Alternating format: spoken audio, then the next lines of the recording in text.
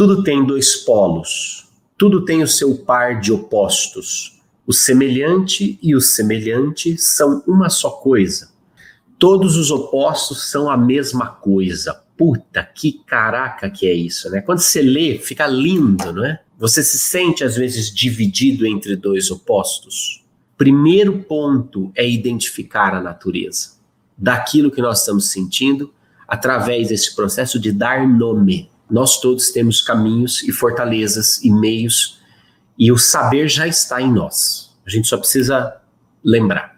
Eu geralmente vou tendendo ao extremismo de uma das pontas quando eu não tenho consciência da natureza das coisas. Quer saber mais sobre isso? Eu deixo sempre o convite. Nós vamos ter dia 30, intensivo realizar. Intensivo.circulo.site. Isso aqui que eu tô falando aqui é uma aulinha de mais de 120 aulas que nós temos lá dentro do Círculo. E nós vamos aprofundar essas coisas no intensivo realizar. Mova-se, criatura.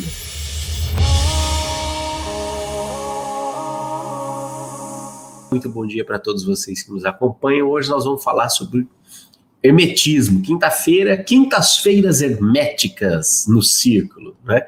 Nós vamos falar um pouco sobre hermetismo e sobre um princípio que é o princípio de polaridade, não é?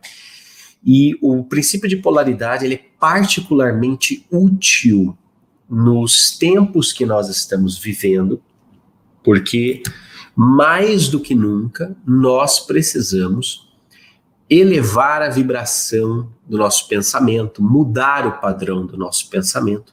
E o princípio de polaridade, em parceria com o princípio de vibração, ele vai nos oferecer uma ferramenta de compreensão para esses processos de transmutação mental. O que é a transmutação? Não é? Transmutação é a alteração, quando nós conseguimos sair de um estado mental para outro, às vezes mais elevado, às vezes menos elevado. Em verdade, quando você transmuta um estado mental, você sai de uma vibração e vai para outra. Por isso que não dá para falar sobre princípio de polaridade sem sempre fazer referência ao princípio de vibração, porque os dois têm muito a ver. Veja, vou sacar o Caibalion aqui, segura aí. Deixa eu dar a linha na minha pipa. Olha, vim de verde, vim da cor do Caibalion hoje. Deixa eu pegar aqui. Tô botando um treco aqui, eu tenho que ficar escondidinho aqui. Aquela minha velha treta com a luz. E agora eu destruí e não sei mais posicionar. Enfim. Foda-se. Para você que quer começar a estudar o hermetismo, eu super recomendo, né? Você já deve ter visto isso em todo lugar, mas essa versãozinha aqui de Caibalion, da editora Pensamento, é essencial, tá? Quero pegar o princípio aqui para você. Princípio bruto, né? Porque o que o William Walker faz nesse livro é justamente ir desmembrando o princípio. Princípio de polaridade, tal qual na escrita original, vai dizer o seguinte: tudo é duplo, tudo tem dois polos, tudo tem o seu par de opostos. O semelhante e o semelhante são uma só coisa. Os opostos são idênticos em natureza, mas diferentes em graus. Os extremos se tocam. Todas as verdades são meias verdades. Todos os paradoxos podem ser reconciliados. Como todos os outros princípios, esse é um princípio que representa o universo em todas as suas dimensões e expressões. E ele inclui a nossa dimensão espiritual, a nossa dimensão mental e a nossa dimensão espiritual. Vamos partir do pressuposto aqui. Não é? Ele está dizendo aqui, ó, opostos. Todos os opostos são a mesma coisa. Puta, que caraca que é isso, né? Quando você lê, fica lindo, não é? Puta, o que isso quer dizer na prática, não é? E como é que eu uso isso na minha vida? Percebe? Porque você lê e o texto contém todo o conhecimento ali, mas e daí, na prática da vida, como é que funciona, não é? Como é que você sente o princípio de polaridade na sua vida? Você se sente, às vezes, dividido entre dois opostos? Quem percebe polaridades em si? Quem percebe contrastes em si? O famoso não sei se caso ou compro a bicicleta. Para que serve o princípio de polaridade na prática? Tá? Veja que o mundo, em todas as suas dimensões, inclusive na nossa dimensão mental, ele tem polaridades. Isso nós já estamos careca de saber. O quente e o frio, o dia e a noite, o positivo e o negativo, o silencioso e o barulhento, o escuro e o iluminado, não é? Nós experimentamos polaridade o tempo todo. O certo ou errado, o alto ou o baixo. Todo momento na nossa vida nós estamos experimentando polaridades, né? Eu diria que estou numa polaridade assim, começa o ano magro, termina o ano gordo. Começa o ano magro, termina o ano gordo.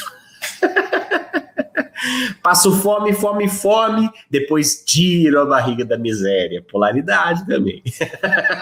Tem alguém que perguntou aí, bipolaridade serve? Serve. A bipolaridade nada mais é do que você ficar alternando entre polos opostos, aparentemente opostos. Mas o primeiro ponto que eu chamo a atenção de vocês aqui, que é um ponto estranho a priori. Ele fala assim, todos os opostos podem ser reconciliados. Todos os extremos se tocam.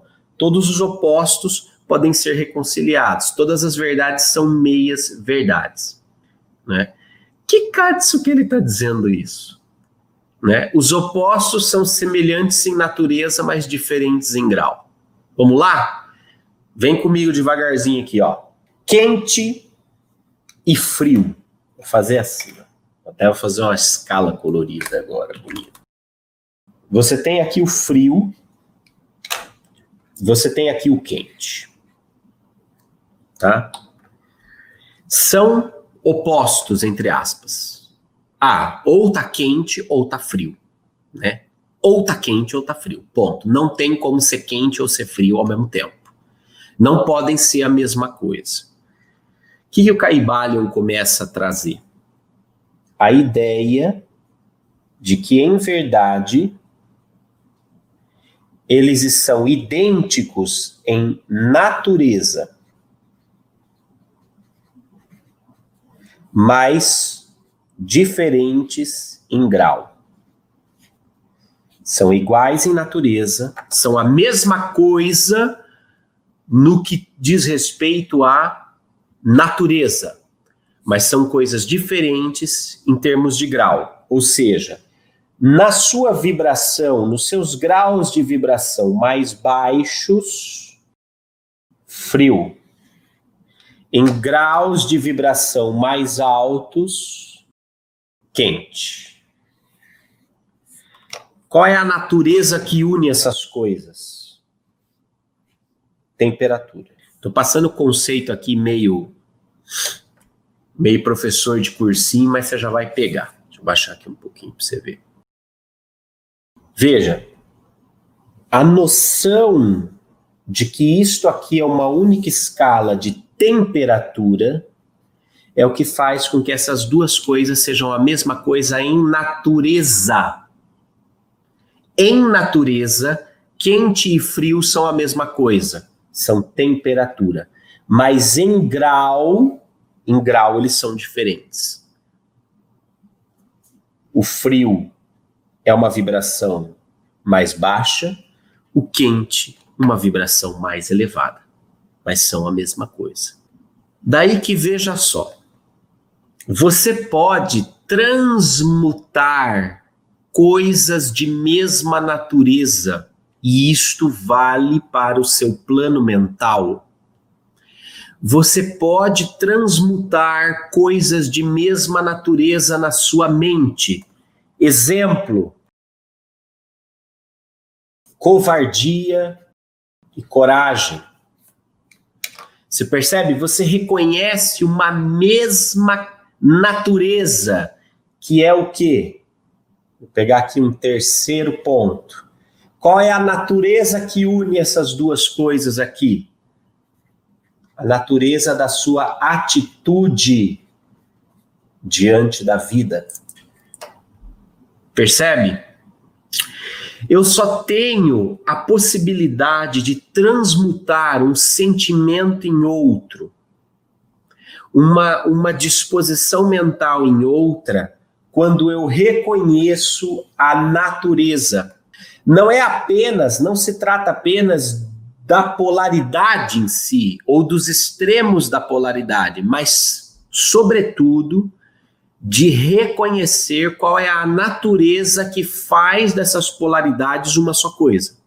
Se eu não domino a natureza de um sentimento meu, eu não tenho condições de elevar ou reduzir a vibração desse sentimento.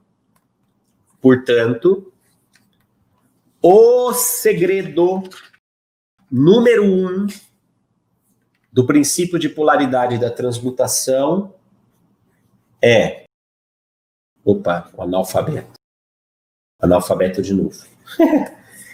Reconhecer a natureza do que eu estou sentindo. Reconhecer a natureza daquilo que está em mim. Como é que eu reconheço a natureza do que está em mim? Primeira coisa, eu preciso dar nome para isso. Porque o sentir, veja gente, o sentir, o plano mental está fora do espaço-tempo. A natureza da nossa consciência é não local. Como ela é não local, ela não está sujeita à nossa percepção do espaço-tempo. Como não está sujeita à percepção do espaço-tempo, as coisas dentro de nós, dentro da nossa cabeça, efervescem simultaneamente. A nossa mente é uma efervescência simultânea. Sabe quando você joga um sonrisal, assim, ó, uma aspirina C no copo, que aquilo surge bolinha de tudo quanto é lado? Não existe uma ordem, não existe uma sequência, não existe linearidade na narrativa da nossa mente. A nossa mente é uma efervescência simultânea que não está sujeita ao espaço e ao tempo. É a mesma coisa o sonho. Quando você sonha, o que está acontecendo ali? Tudo acontece ao mesmo tempo no sonho, né? Teu filho está grande, está pequeno, no momento ele pula, aí você abre a porta da geladeira, cai no deserto do Saara, abre a Coca-Cola e a Coca-Cola voa, acontece tudo simultaneamente. A hora que você acorda, você fala, nossa, tive um sonho muito estranho hoje. Aí a pessoa fala, sério? Me conta. Você fala, ai, deixa eu tentar lembrar. Não é deixa eu tentar lembrar. Sabe o que você está tentando fazer? Você está tentando colocar a narrativa, que é aquela efervescência simultânea, numa sequência linear, compreensível, para que o outro consiga. Ou seja, está tentando tirar do seu plano mental e colocar no mundo físico, real ali, disponível à razão, né? Disponível à razão. Quando você dá nome às coisas, eu tenho percebido isso nos primeiros processos de coaching que eu estou conduzindo com uma turma.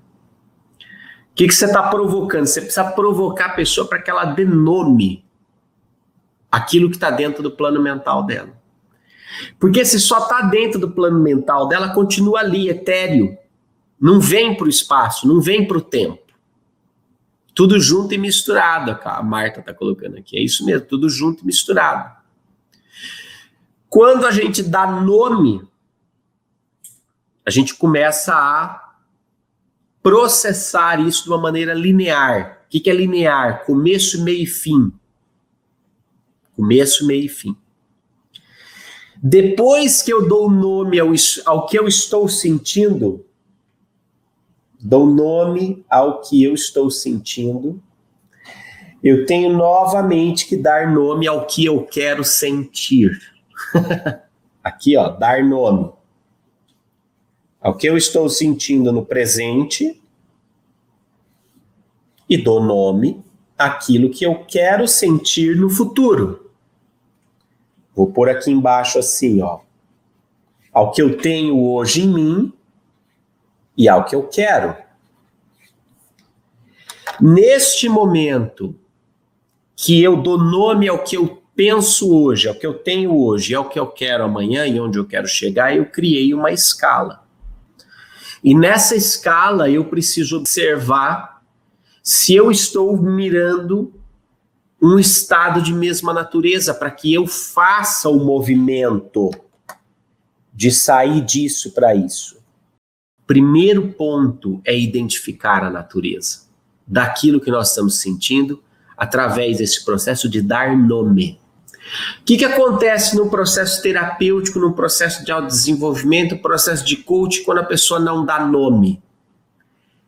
Em geral, ela fica comendo pelas beiradas e se negando, percebe? A pessoa fica se negando. Exemplo, todo mundo está vendo que a pessoa está irritada, mas ela não. Não, eu sou uma pessoa calma, eu não fico irritado, sou uma pessoa calma. Eu não tenho nem paciência para esse tipo de conversa, porque eu sou uma pessoa calma, eu não estou irritada. Como é que é? Como é que é? Né? Para com essa porra dessa conversa, eu não estou irritado.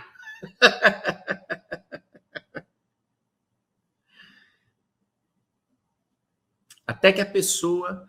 Para com isso, eu não sei o que está acontecendo. Até que a pessoa cai em si e fala assim, puta, eu estou irritado. Eu estou irritado. Quando ela dá nome para isso, é o primeiro passo para fazer a transmutação. Eu estou irritado. Como é que eu quero estar? Sereno. Irritação e serenidade são a mesma coisa em natureza? São. Porque dizem de como eu me sinto com relação ao mundo. Então eu quero sair do estado onde eu tenho irritação e ir para o estado onde eu tenho serenidade. Qual é o movimento mental que eu devo fazer para isso? Percebe? Eu dei nome para um, dei nome para outro. Qual é o movimento mental que eu devo fazer para isso? E aí entra uma dica muito interessante, que é: o que eu já fiz no meu passado, pergunte-se a si mesmo. Vou pegar o exemplo da irritação versus serenidade. Então aqui, ó, eu estou irritado e eu quero estar sereno. Principalmente pela abordagem de psicologia de pontos fortes, a gente costuma dizer que o caminho está dentro de você sempre, tá? Nós todos temos caminhos e fortalezas e meios, e o saber já está em nós. A gente só precisa lembrar. Então, por exemplo, quero sair da polaridade da irritação para a polaridade da serenidade. Reconheci que eles são de mesma natureza porque eu triangulei eles como a forma como eu reajo ao meio. Quando eu penso assim, a forma como eu reajo ao meio, eu identifico uma natureza que estabelece aqui a régua entre irritação e serenidade. Daí vem a dica de trabalho. O que eu já fiz no passado, ou o que eu fiz no passado, quando eu vivi serenidade. Eu, na minha vida. Eu já vivi serenidade na minha vida? Bom, provavelmente você já viveu serenidade, porque senão você não saberia que você quer serenidade, né? Você sabe o que é serenidade. Você já viveu isso em algum momento, você já sentiu o gosto disso em algum momento, o cheiro disso em algum momento. Certo? Certo. O que aconteceu? O que precisou acontecer na sua vida, ao seu redor, para você viver essa serenidade? Pensa. Mas não aquilo que veio de fora para dentro, aquilo que você viveu porque quis, por sua atitude. Porque transmutação mental é aquilo que está no seu controle. Não adianta você falar assim, ai, Posati, eu vivi muita serenidade quando eu estava ganhando 25 mil reais por mês, as minhas contas estavam pagas, eu guardava dinheiro. Bom, tem alguma coisa que você pode fazer hoje para transmutar a tua mente que faça você ganhar 25 mil reais novamente? Percebe? Não. Ou até pode ter, não sei, mas percebe que é uma variável que não é você? Não é você. Não, então não dá, né? Não dá. Não, eu vivia em melhor serenidade quando eu acordava cedo e a primeira coisa que eu fazia era um momento de meditação e sintonia de manhã. Aquilo organizava o meu dia e eu vivia com mais serenidade. Então, você já tem uma dica. Ok, o processo de transmutação, para mim, vai funcionar se eu meditar 10 minutos todo dia. Ou então, eu me sentia mais sereno quando eu tinha uma lista clara de coisas que eu tinha que fazer.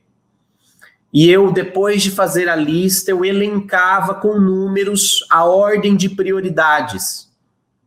Porque isso me dava clareza do que eu tinha que fazer no meu dia, e eu sabendo com clareza o que eu tinha que fazer no meu dia, e aquilo que era mais importante e menos importante, eu ficava mais sereno. Pronto.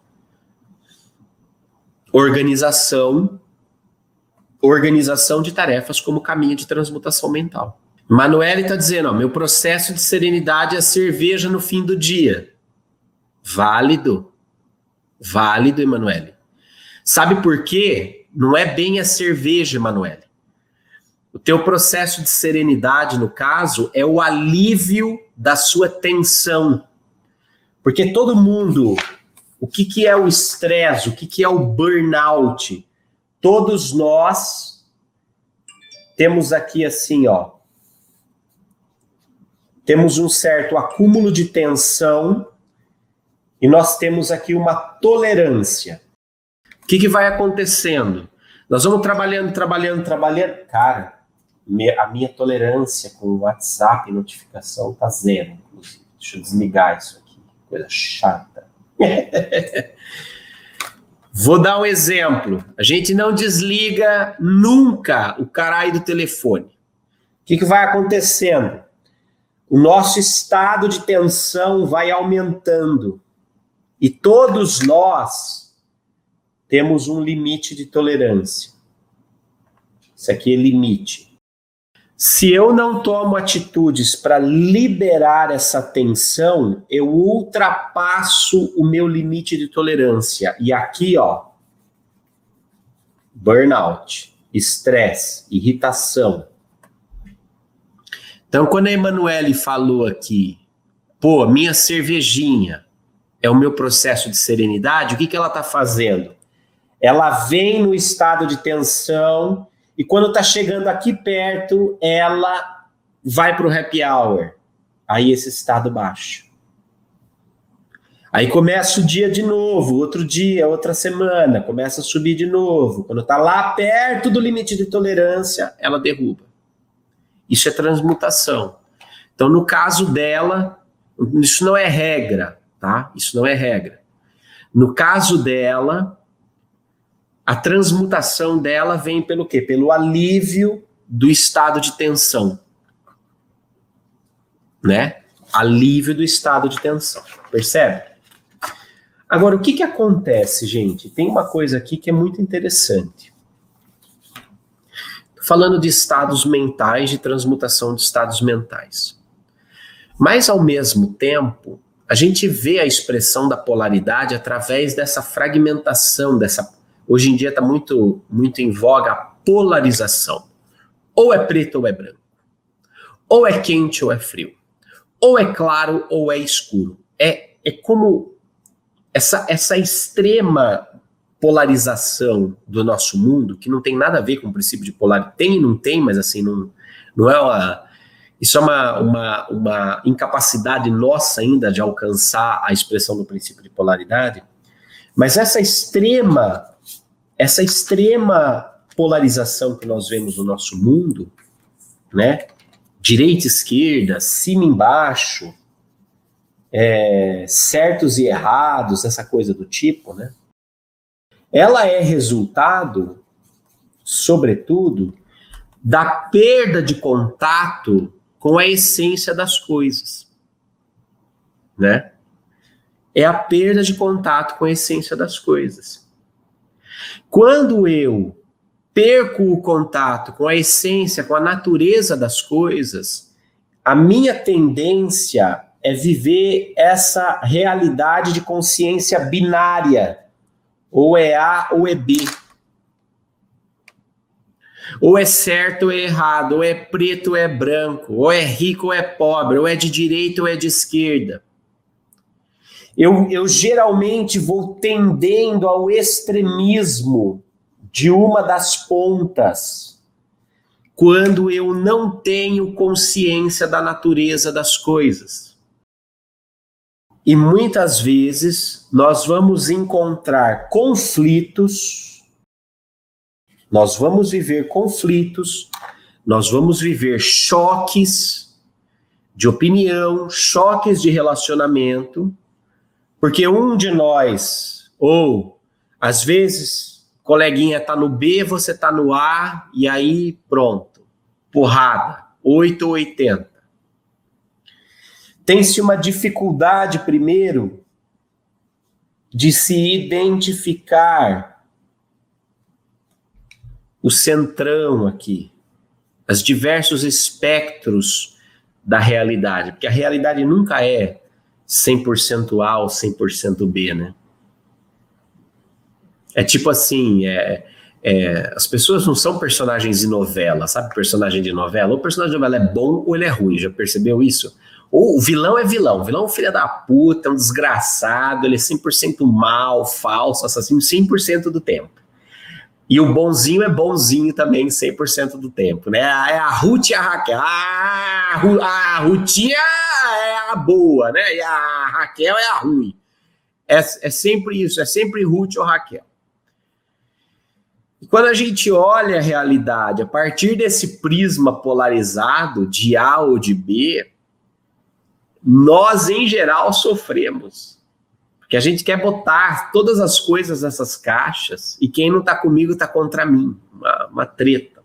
Eu diria para você que a solução, ou uma das soluções, a partir do princípio de polaridade, para você superar conflitos, é justamente identificar ou triangular as polaridades.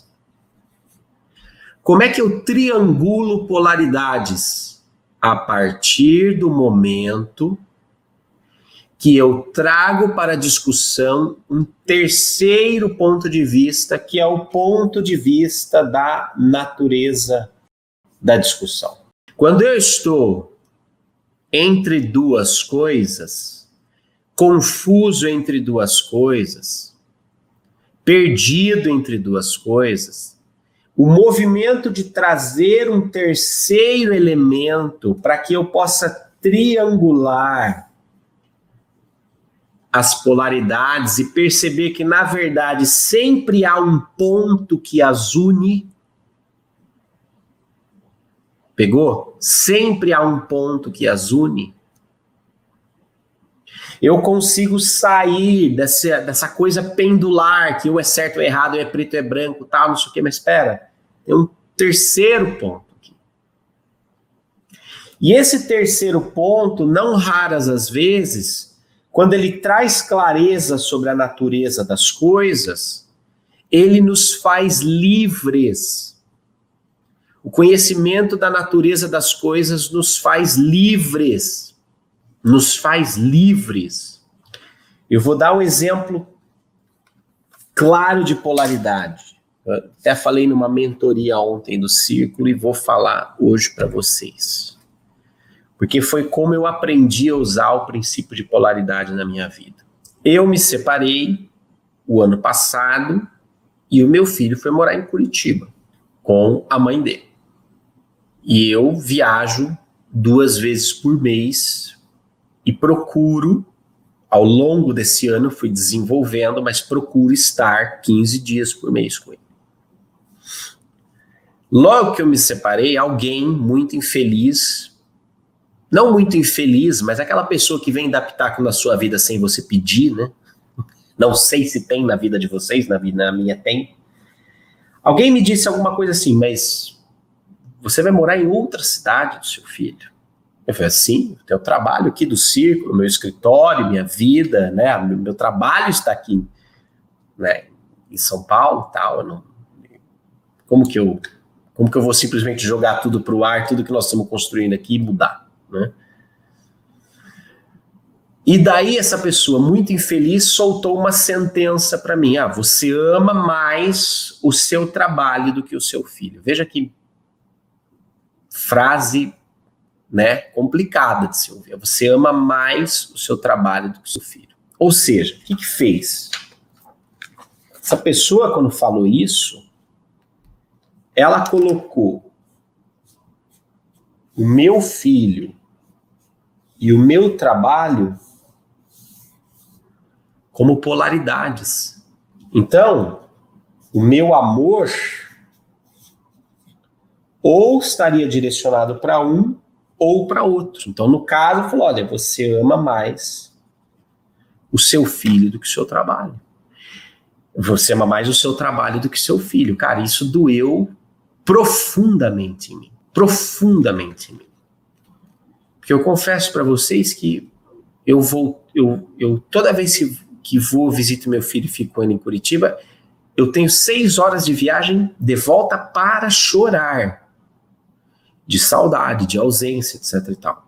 De saudade. E vou chorar assim pro resto da minha vida. Muito provavelmente. Porque dói, você ama, você quer estar junto, etc e tal. Então, quando me falou isso, bateu forte. Falei, nossa, como assim? Será que eu estou amando mais o meu trabalho que o meu filho? Né? Como assim? E isso me perturbou por um tempo, né? Até que fui falar com o Felipe, que é um grande amigo meu, ele falou assim, não, Juliana, você não escolheu uma coisa ou outra, você escolheu as duas coisas. Você escolheu amar o seu trabalho porque você faz aquilo que você ama, é o seu propósito. E você também escolheu amar o seu filho. Porque você está empreendendo todo o esforço necessário para estar com ele e 2 vezes por mês, pelo menos, indo a Curitiba, etc e tal, não sei o quê. Tentando gastar o máximo de tempo possível. No começo era tipo 7, 10 dias, depois consegui 15 e agora estou conseguindo estabilizar 15 dias, 10 dias, depois 5, e vai dar certo. Estamos em processo ainda, né? Não estou falando aqui do ponto de vista da sabedoria, estou falando do ponto de vista do filósofo aqui que está buscando a sabedoria. Cara, por mais que o Fê tenha me dado esses conselhos, não, você escolheu as duas coisas. Para mim não estava claro. Por quê? Porque aquela frase inicial tinha aberto um rombo na minha consciência. Eu falava, não, mas cara, como assim? Como assim eu estou escolhendo um ou outro? Não, de fato, eu estou escolhendo um outro, porque quando eu estou com um, eu não estou com o outro, quando eu estou com o outro, eu não estou com um. Até que veio o princípio de polaridade e eu comecei a triangular isto aqui. Porque aparentemente tratava-se de amor. Mas, e aí vem o ponto. Neste caso, quando eu falo ou quando eu penso no amor do meu filho e quando eu penso no meu amor ao meu propósito, eu estou falando de amores de natureza diferente. Olha aí o que eu estava explicando até agora. A natureza deste amor é diferente, portanto, não é a mesma coisa. Não é a mesma coisa. O meu filho e o meu trabalho, o meu propósito não são coisas de mesma natureza. Portanto, o amor, a intensidade da vibração que eu direciono a um e outro não estão na mesma escala. Logo, eu não transmuto uma coisa por outra. E eu tampouco tenho que escolher uma coisa ou outra. Porque o amor que eu sinto pelo meu filho está em uma escala. O amor que eu sinto pelo meu propósito está em outra escala. Portanto, me é lícito dizer que o meu filho é o filho que eu mais amo na vida e o meu propósito é o propósito que eu mais amo na vida. Porque neste caso, são amores de naturezas diferentes, mas semelhantes em grau de intensidade. Porque o meu propósito também é um filho para mim. E o meu filho também é um propósito para mim. Pegou?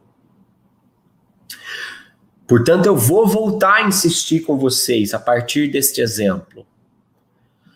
A principal chave para que você consiga aplicar o princípio de polaridade na sua vida e compreender, sair dessa coisa da indecisão, da fragmentação, da polarização, a primeira coisa a ser feito é a identificação da natureza das coisas que você está comparando. Porque não se compara, não se transmuta coisas de naturezas diferentes. É a mesma coisa assim, você se comparar a uma pessoa de sucesso na sua vida. Ah, eu gostaria de ser, sei lá, a Mônica de Medeiros. Cara, como que você compara duas pessoas? São diferentes naturezas. Inclusive, são diferentes expressões no espaço-tempo. Não tem comparação. Percebe? E é libertador quando você volta o seu foco. Quando você volta o seu foco para o reconhecimento da natureza daquilo que você está sentindo. Porque quando você percebe que aquilo que você está sentindo muitas vezes está dividido entre duas coisas que não são de mesma natureza, você tem total liberdade para abraçar as duas. Por mais contraditório que isso pareça. Por mais contraditório que isso pareça. E aí eu termino hoje com uma frase de uma dessas minhas conversas com o Felipe. O Felipe dizia assim: muitas vezes na contradição eu me descubro inteiro sendo um pouco de cada coisa. Sendo um pouco de cada coisa. É aparentemente contraditório, mas em verdade nos plenifica. Porque na contradição de nós mesmos, muitas vezes, nós nos descobrimos inteiros. Porque temos a liberdade de ser com intensidade um pouco de cada coisa. De experimentar não apenas o branco e não apenas o preto, mas o branco e o preto ao mesmo tempo. E neste sentido, nós chegamos à compreensão do Kybalion, de que todos os paradoxos podem ser reconciliados. Todos os opostos são as mesmas coisas. Os diferentes são a mesma coisa em natureza. Percebe? É isso. Quer saber mais sobre isso? Eu deixo sempre o convite. Nós vamos ter dia 30, intensivo realizar. Intensivo.circulo.site. Isso aqui que eu tô falando aqui é uma aulinha de mais de 120 aulas que nós temos lá dentro do Círculo. E nós vamos aprofundar essas coisas no intensivo realizar. Mova-se, criatura. Você vai ver que vai fazer uma baita diferença na sua vida. Nos vemos amanhã às 11h11. Tchau, sempre avante com essa coisa importante. Nos vemos. Tchau, até mais.